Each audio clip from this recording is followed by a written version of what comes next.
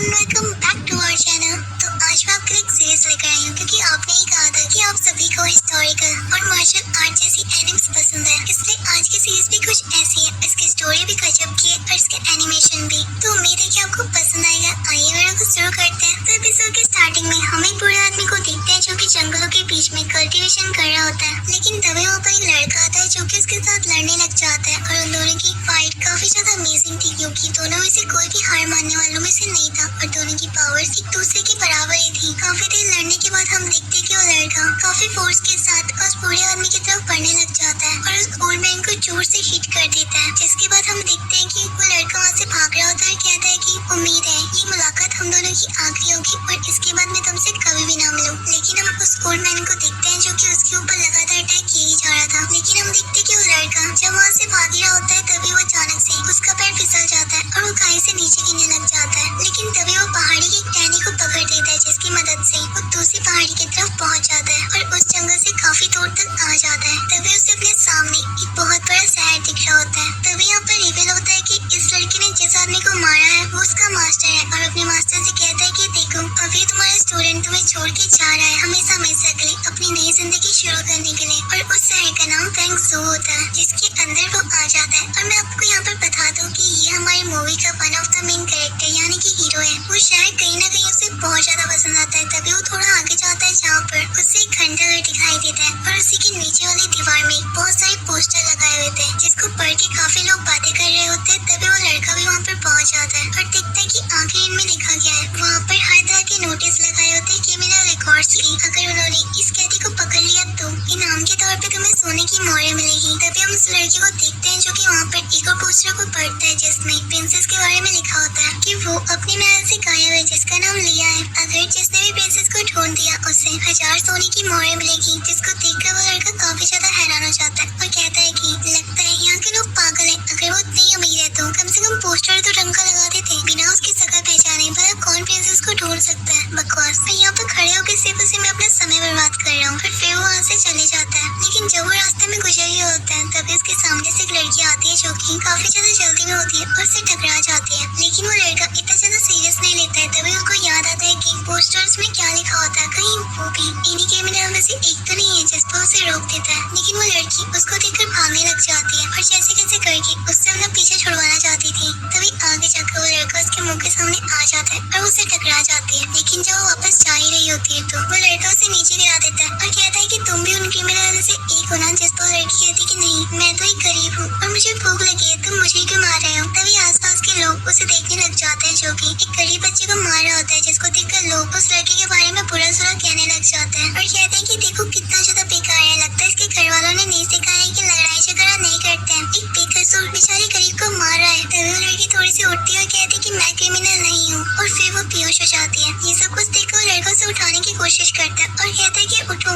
ये समय सोने का नहीं है। अब उसको ऐसी हालत में देखकर आपस में लोग बातें करने लग जाते हैं कि इसने जरूर इसे बहुत मारा होगा जिस कारण वो बेहोश हो गया। पर हम देखते हैं कि वो लड़का उसे अपने साथ होटल में लेकर जाने लगता है और कहता है कि मैं तुम्हें वहाँ पर खाना खिलाऊंगा जिस कारण तुम थोड़ा बेटर फील करोगी। दूसरे तो हम होटल का सीन दिखते हैं जहाँ पर वो लड़का उससे पूछ रहा होता है कि जब तुम क्रिमिनल थे नहीं तो मुझे देखकर क्यों भाग रहे थे। जिस पर वो बताती है कि जिस तरह से आप मेरे पीछे भाग रहे थे मैं डर रही थी शायद से। तभी वहाँ पर वेटर आ जाता है और उन दोनों से पूछते हैं कि आप क्या खाना पसंद करेंगे। जिस पर वो लड़का कहता है कि जो भी इस मेन्यू में लिखा है मेरे लिए वो सब कुछ लेके आ जाओ। और वो लड़की उससे कहती है कि आपका बहुत बहुत शुक्रिया कि आप मेरे लिए खाना मंगवा रहे हैं। जिस पर वो लड़का कहता है कि क्या कहा तुमने। मिस्टर, मेरा नाम शनलाओ है, तुम इसको बुला सकते हो। जिस पर वो लड़की कहती है कि ठीक है शनलाओ, आपका बहुत बहुत शुक्रिया कि आप मुझे यहाँ पर खाने के लिए लेकर आए। जिसके जवाब में शनलाओ कहता है कि ऐसी बात नहीं है, पर जानते हो ना कि लड़कों को स्ट्रॉन्ग रहना चाहिए। जिस पर वो लड़के मन में कहती है क्या कहा लड़का, लगता है मेरे बारे में कुछ नहीं जानता है। तभी शनलाओ उससे कहता है कि तुम्हारा नाम क्या है वैसे।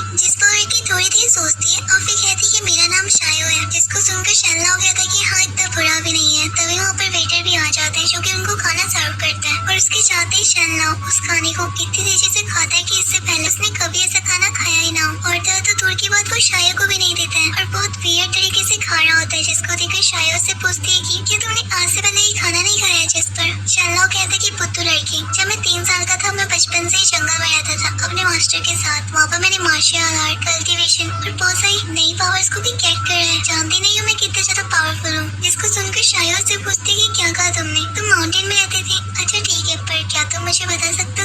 पैसे हैं जितना ही खाना तुमने मंगवाया है। शनलाओ कहता है कि बेवकूफ लड़की, मेरे पास ऐसी चीज है जिसको देखकर तुम्हारी आंखें फाड़ आ जाएगी, और वो उसके सामने एक पत्थर रख देता है, जिसको देखकर शायो कहती है कि ये तो एक नॉर्मल लगता है कि तुम्हारे पास कोई पैसे नहीं है, इतना सारा खाना भी खा लिया, इसकी पेमेंट कौन करेगा। तभी उन दोनों की बात को वेटर भी सुन लेता है कि उनके पास कोई पैसे नहीं है। तभी शनलाओ कहता है कि क्या कहा तुमने, ये सिर्फ और सिर्फ एक साधारण है, मुझे तो लगा ये काफी ज्यादा कीमती होगा क्योंकि मेरे मास्टर हमेशा इसे पकड़े रखते थे, अब हमारे पास पैसे नहीं है तो फिर क्या करें। जिस पर वो शायो की तरफ देखने लग जाता है तो उससे कहते कि क्या कहा तुमने, मैं पेमेंट नहीं करने वाली हूँ, मेरे पास एक भी रुपए नहीं है पहले, वैसे भी खाना तुमने खाया है ना कि मैंने। और फिर वो वहाँ से भागने लग जाती है। फिर तभी वेटर आकर उसे रोक देता है और कहता है कि कहाँ जा रहे हो, पेमेंट तो करके जाओ। और जैसे वो वेटर शायो की तरफ बढ़ने लग जाता है उसे मारने के लिए, तभी वहाँ पर शनलाओ आकर उसे लात मार देता है और फिर उन सबके बीच में काफी ज्यादा फाइटिंग होती है और वो एक एक करके उन सबको मार के शायो को अपने साथ बाहर भागने के लिए कहता है, जहाँ पर हम देखते हैं दोनों के दोनों होटल से बिना पेमेंट करे ही भाग जाते हैं। और काफी दूर आने के बाद शायो कहती है कि मैं थक चुकी हूँ और मैं भाग नहीं सकती हूँ, जिस पर शायो कहते हैं कि बस अब बहुत हुआ, अगर तुम मुझे होटल में ले जाने के लिए फोर्स नहीं करते तो हमें वहाँ से बिना पेमेंट करे कभी भागना ही नहीं पड़ता। तभी शायो कहती है कि तुमने तो कहा था कि तुम्हें बहुत अच्छी मार्शल आर्ट आती है और लड़ाई करना भी, तो फिर तुम मुझसे डर के मारे भाग क्यों गए। उसकी ऐसी बातें सुनकर शनलाओ उससे कहते हैं कि क्या कहा तूने, मेरे को मार्शल आर्ट नहीं आती है, अगर मैं नहीं बचाता तो शायद से आज वो तुम्हारे वहाँ पर मार देते। बस बहुत हुआ, ये सब कुछ तुम्हारी वजह से हो रहा है, अगर मैं तुम्हारे साथ नहीं होता तो शायद कभी ये मेरे साथ होता ही नहीं। और फिर उसे वहाँ पर छोड़कर जाने लगता है, लेकिन शायो उसका हाथ पकड़ देती है और कहती है कि प्लीज मुझे छोड़ के मत जाओ ना, जैसे तुम यहाँ पर अकेले हो वैसे मैं भी यहाँ पर अकेला हूँ, क्या तुम मुझे अपने साथ नहीं रख सकते हो। अब जिस पर शनलाओ कहता है कि ठीक है, मैं तुम्हें अपना छोटा भाई बना के रखूंगा और तुमसे अपने सारे काम कराऊंगा, तो ठीक है आज के बाद मुझे बड़ा भाई बोलना। और हाँ एक और बात, अगर तुम्हें कपड़े से लेकर ऐसी कोई भी नई चीज मिले तो तुम उसे सबसे पहले मुझे देना, चाहे वो एक लड़की भी क्यों ना हो। उसकी ऐसी बातें सुनकर शायो हंसने लग जाती है और कहती है क्या कहा तुमने। तो शनलाओ उससे कहता है कि रहने दो, तो तुम मुझ पे हंस रही हो, हाँ तो ठीक है फिर यहीं पर रहो, मैं यहाँ से जा रहा हूँ। लेकिन शायो उससे कहती है कि प्लीज मेरी बातों को सीरियस मत लेना, आप जो कहेंगे मैं वही करूंगा। तभी हम वहाँ पर प्रिंसेस को देखते हैं जो की काफी ज्यादा खूबसूरत होती है और वो भी उसी ब्रिज से गुजर रही होती है, जिसको देखकर शनलाओ उस पर फ्लैट हो जाता है और कहते हैं कि वाओ कितनी ज्यादा खूबसूरत है। और प्रिंसेस के जाने के बाद भी शनलाओ उसे ही देख रहा होता है, जिस पर शायो से कहते हैं कि क्या हुआ ठीक तो, जिस पर शनलाओ कहता है कि हाँ। तभी हम देखते हैं कि प्रिंसेस पीछे उठती है, जिसको देखकर वो कहते हैं कि वाओ मैंने इससे पहले कोई लड़की देखी नहीं है। जिस पर शायो बताती है कि ये प्रिंसेस है, जिस पर शनलाओ कहते हैं कि तुम इसे कैसे जानती हो। पर शायो बताती है कि नोबल फैमिली की एक वारिस है, पर ये मत सोचना कि वो तुम्हारे प्यार में पागल हो जाएगी। जिस पर शनलाओ कहता है कि अगर इस पर वो फिर से हंसी तो उसका मतलब उसकी साथ ही मेरे साथ होगी। शायो से कहते हैं कि प्लीज सपने दिखना बंद करो, जब तुम्हें अपनी जिंदगी की सबसे पहली लड़की मिलेगी जिसे तुम पसंद करोगी तो उस दिन आसमान में काले बादल छा जाएंगे और बारिश होने लग जाएगी, तो समझ लेना वो लड़की तुम्हारे लिए है। तभी मौसम अचानक से बदल जाता है और फिर बारिश होने लग जाती है, जिसको देखकर शनलाओ कहते हैं कि वाओ वो प्रिंसेस सच में मेरी है, तुमने सच कहा था। और फिर तभी वो प्रिंसेस बोट से एक और बार पीछे मुड़ के स्माइल देती है और इस बार शनलाओ इतना ज्यादा खुश होता है और कहता है कि देखो अब तो उसने स्माइल भी कर दी, लगता है भगवान ने मेरी सुन ली, अब देखना मैं उसको पीछे करके उसे जरूर ढूंढ लूंगा। शायो से रोक पाती उससे पहले वो भाग जाता है। अब वो दोनों के दोनों नदी के किनारे आ जाते हैं, जहाँ पर शनलाओ कहता है कि बस आज मैं उस लड़की को ढूंढ ही लूंगा। तभी बोटमैन उनसे कहता है कि क्या तुम उन तीनों लड़कियों को ढूंढ रहे हो जो कि कुछ ही देर पहले गई थी। जिस पर शनलाओ कहते हैं कि हाँ, पर तुम्हें कैसे पता है। तो बोटमैन बताता है कि उस लड़की ने तुम्हारे लिए अम्ब्रेला छोड़ा है, ये कहते हैं कि बारिश जल्दी आने वाली है तो तुम इसका इस्तेमाल कर सकते हो। और फिर वो अम्ब्रेला उसे दे देता है। शायो कहती है कि भला ऐसे कैसे हो सकता है, उसे कैसे पता है कि हम यहाँ पर आने वाले हैं। अब बोटमैन उससे कहता है कि ठीक है सर, बारिश आने वाली है तो क्या आप हमारी बोट से चलना पसंद करेंगे। जिस पर शनलाओ कहते हैं कि हाँ क्यों नहीं। और फिर वो दोनों के दोनों उस बोट में बैठ जाते हैं और रास्ते में बोटमैन उनसे कई सारी बातें करते हैं और उनसे पूछता है कि क्या तुम इस नदी में सबसे पहले बार आए हो। तो वो दोनों के दोनों बताते हैं कि हाँ। और फिर वो बोटमैन उनसे पूछता है कि जरूर किसी काम से आए होंगे। तो कहते नहीं, तो जरूर यहाँ की सुंदरता को देखने आए होंगे। जिस पर कहते हैं कि नहीं। तो अच्छा ये बताओ कि तुम्हारे पास कितने पैसे हैं, क्या तुम मुझे कुछ और दे सकते हो क्योंकि तुम इतनी अमीर लड़की को जो जानते थे। जिस पर शायो कहती है क्या कहा तुमने, हम उससे नहीं जानते। बोटमैन कहते हैं कि क्या तुम्हारे पास पैसे नहीं है। जिस पर कहते हैं कि नहीं। अब बोटमैन उनकी ऐसी बातें सुनकर भड़क जाता है और कहता है कि बिना पैसों के तुम हमारी बोट में बैठ गई। जिसके जवाब में शनलाओ कहते हैं कि तुमने हमें फोर्स करा था। अब बोटमैन कहते हैं कि ठीक है यहाँ तक आ ही गए हो तो इसके बाद भी अकेले ही जा लेना। और फिर वो